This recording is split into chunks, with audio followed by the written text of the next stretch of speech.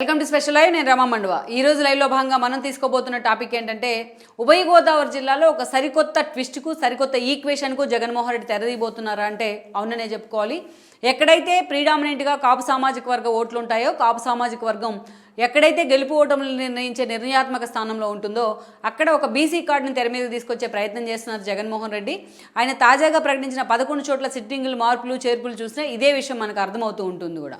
అయితే రేపటి ఎన్నికల్లో ఇంత హడావిడిగా జగన్మోహన్ రెడ్డి తెర మీద తీసుకొచ్చిన బీసీ కార్డు అంశం ఎంతవరకు పనిచేస్తుంది అనేది మనం పక్కన పెడితే ఈరోజు మాత్రం అలాంటి సిచ్యువేషనే రామచంద్రపురం కాన్స్టిట్యున్సీ కూడా ఫేస్ చేయబోతోందన్న చర్చ నడుస్తోంది.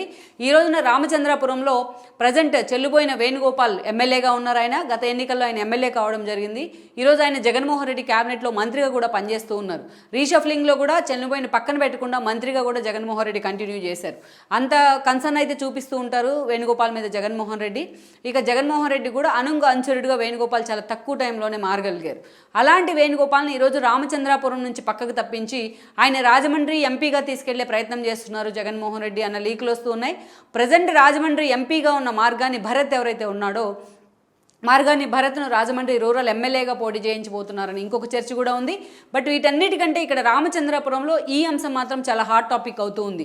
నిజంగానే ఈ రోజున మంత్రి వేణుగోపాల్కు స్థానచలనం కలిగినట్లయితే మరి రామచంద్రపురంలో వైసీపీ అభ్యర్థి ఎవరు అనే ఒక పెద్ద $1 మిలియన్ ప్రశ్నగా మారింది ఈ అంశం.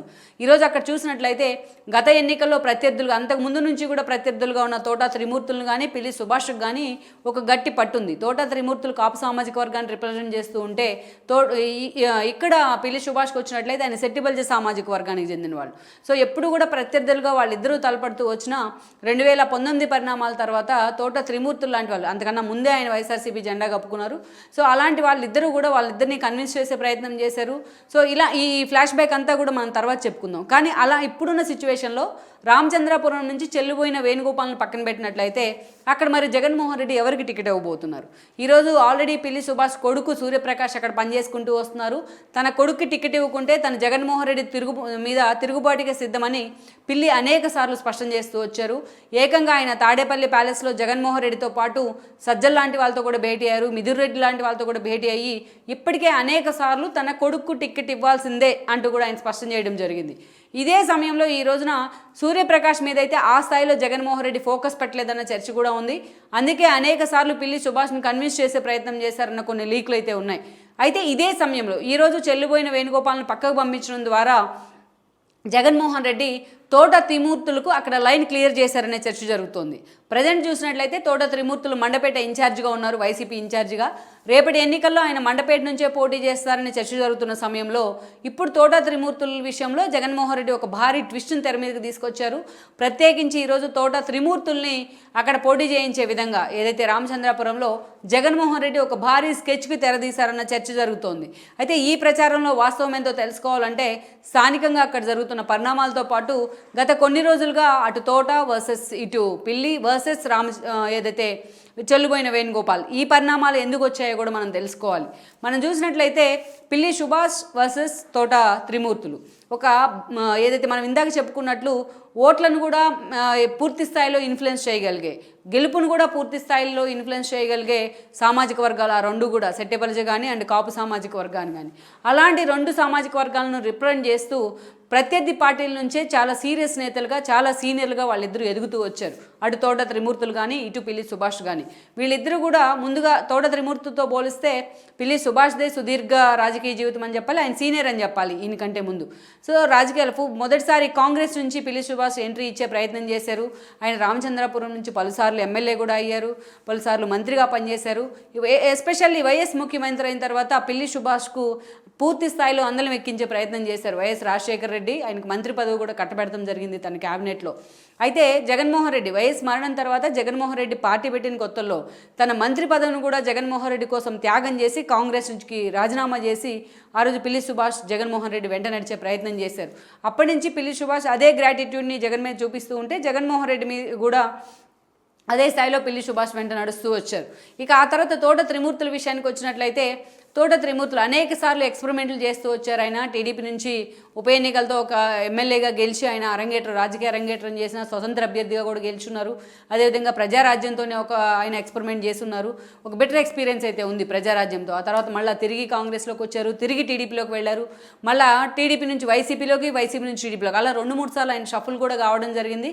మొత్తానికి రాష్ట్రంలో ఉన్న పార్టీలన్నీ కవర్ చేసిన నేతగా కూడా తోట త్రిమూర్తులకు పేరుంది. ఎస్పెషల్లీ అలాంటి తోట త్రిమూర్తులు 2019 ఎన్నికల సమయంలోనే జగన్మోహన్ రెడ్డికి వెంట వెళ్ళడం జరిగింది. సో ఈ పరిణామాల తర్వాత తోట త్రిమూర్తులు మాత్రం పూర్తి స్థాయిలో ఒక డిఫెన్స్లో పడ్డారు. ఎందుకంటే 2019లో ఆయన వెళ్ళే నాటికే అక్కడి నుంచి చెల్లుబోయిన వేణుగోపాల్ అక్కడి నుంచి రేస్లో ఉన్నారు.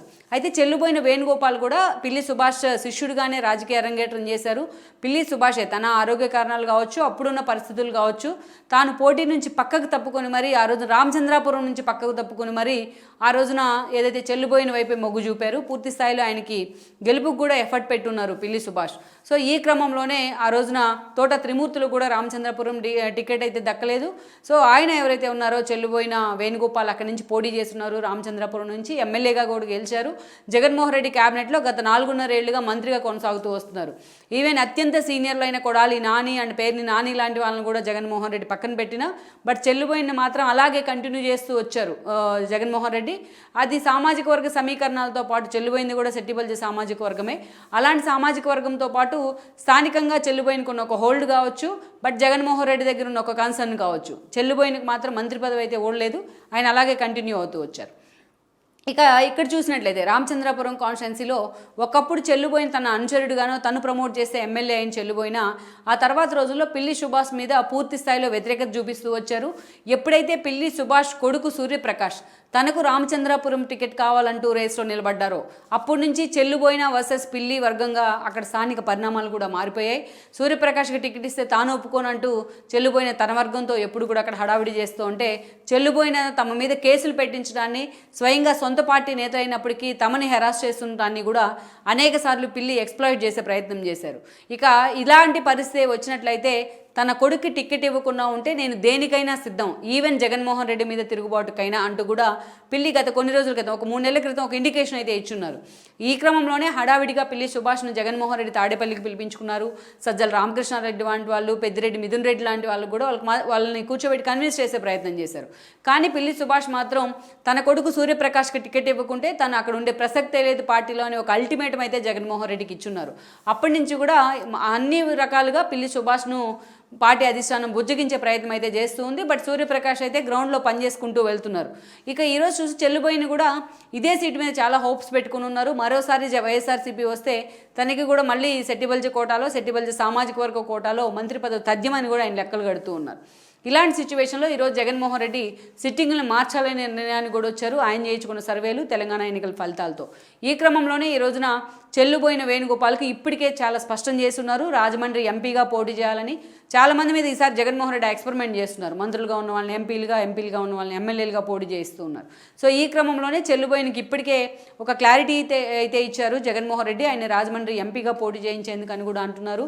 అయితే ఈ క్రమంలోనే ఈ రోజున రాజమండ్రి ఎంపీగా ఉన్న భరత్ను రాజమండ్రి రూరల్ నుంచి ఎమ్మెల్యేగా పోటీ చేయిస్తారని కూడా చర్చ నడుస్తోంది.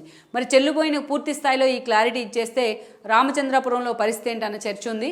రామచంద్రపురంలో ఆల్రెడీ సూర్యప్రకాష్ పనిచేసుకుంటూ వస్తున్నారని మనం ఇందాకే చెప్పుకున్నాం, పిల్లి సుభాష్ కొడుకు. కానీ వేరేజ్ ఈరోజు తోట త్రిమూర్తులు మండపేట ఇన్ఛార్జిగా ఉన్నారు. ఆయన పేరుకి మండపేటలో ఉన్న ఆయన మనసంతా రామచంద్రపురంలోనే ఉంది. ఎందుకంటే రామచంద్రపురంతో అంత అసోసియేషన్ అయితే ఉంది, అటు పిల్లికి కానీ ఇటు తోట త్రిమూర్తులకు కానీ.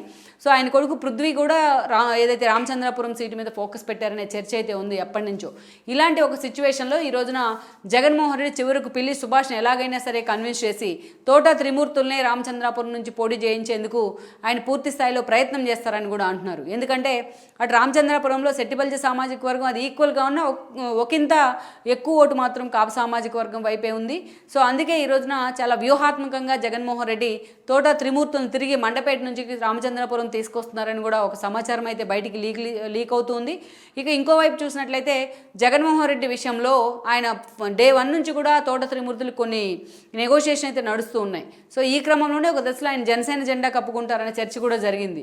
అలాంటి సిచ్యువేషన్లో ఆయన కూడా హోల్డ్ చేసే ప్రయత్నం చేశారు జగన్మోహన్ రెడ్డి. సో అప్పట్లోనే పిల్లి సుభాష్తో నెగోషియేషన్ వచ్చిన సమయంలోనే ఏదైతే చెల్లుబోయినకు సో వీళ్ళిద్దరిని పిలిపించుకుని కూడా జగన్మోహన్ రెడ్డి ఇండివిజువల్గా మాట్లాడారు. ఆ సమయంలోనే తోట త్రిమూర్తులకు రామచంద్రపురం టికెట్ మీద పోటీ చేసే అవకాశం ఉంటుంది అని కూడా ఒక సమాచారం ఇచ్చినట్లయితే బయటికి లీక్లు వచ్చాయి అప్పట్లోనే. సో ఇప్పుడైతే మాత్రం జగన్మోహన్ రెడ్డి తోట త్రిమూర్తులనే రామచంద్రపురం టికెట్ మీద పోటీ చేయించేందుకు సిద్ధమవుతున్నారని చర్చ ఉంది.